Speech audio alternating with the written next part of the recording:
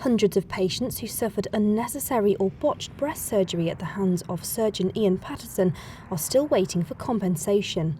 Mr Patterson, who practised at the hospitals owned by the Heart of England NHS Trust and Spire Healthcare, was suspended 3 years ago, and around 400 private patients who received mastectomies from the surgeon are still waiting for their claim to be considered. Treatment for some patients goes back to 1995, and Sarah Jane Downing was one of his more recent cases. I was seeing Mr Patterson at Solihull NHS Hospital. I had a lump in the upper outer quadrant of my breast towards the armpit, and he removed a section in the middle lower part of my breast that was completely healthy. And according to the ultrasound scans that I had done at Spire at Christmas, the lump is still there. Although NHS patients have been compensated, solicitors say that private sector patients have not. And at this Macmillan Coffee Morning, organised by Sarah Jane herself, this is a prime topic: the launch of a petition urging the government to step in and speed up the process. I'm in regular contact with the Department of Health and with the Health Secretary about this, and I persist in my request for a full public inquiry, because whilst I think Professor Ian Kennedy did a good job in looking into this from the public sector point of view, I'm not sure that he really got to the bottom of everything that was involved, and that is why I think a full public inquiry is necessary for getting to the bottom of this case, and I shall continue to ask for that, and I'd encourage you all to sign the petition. This is something that could change the law and make sure that other people suffering other conditions, men and women, would have better protection, and that is what we want to see.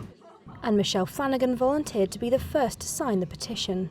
Just to push it on and make people more aware that, you go through private health, the lucky ones, if you can pay for it or if you're covered with work. And it's peace of mind as well, that it's done quickly, that's okay. But the fact that NHS patients are covered, they're more protected than us, the private healthcare, and we're sort of being pushed to one side. Do we really matter? The consultant that reviewed the case at Spire actually said, this was, he didn't need to do the operation, and he's put your life and your baby's life at risk, basically. My life since then, me and my husband fell out. He wanted another child. I couldn't put myself through it because Dr. Patterson has actually said you'll need the same procedure if you have another baby. I couldn't do that, so we've ended up separating. I've had postnatal depression, and the distress it's caused is just horrendous. And luckily, I'm one of the lucky ones, I'm still here. In response to claims made against Spire Healthcare, the group provided this statement. Spire Healthcare recognises that issues around Mr Patterson's practice are highly complex and on an unprecedented scale, extending to many hundreds of patients, both in the NHS and at various private facilities, including Spire Parkway and Little Aston hospitals. We welcome the opportunity to clarify the work that Spire has undertaken to speed up the process of resolving the claims of those who have suffered injury as a result of inappropriate practice by Ian Patterson. We take this opportunity to repeat the apology that Spire Healthcare has previously given for the distress suffered by Mr Patterson's patients treated in our hospitals.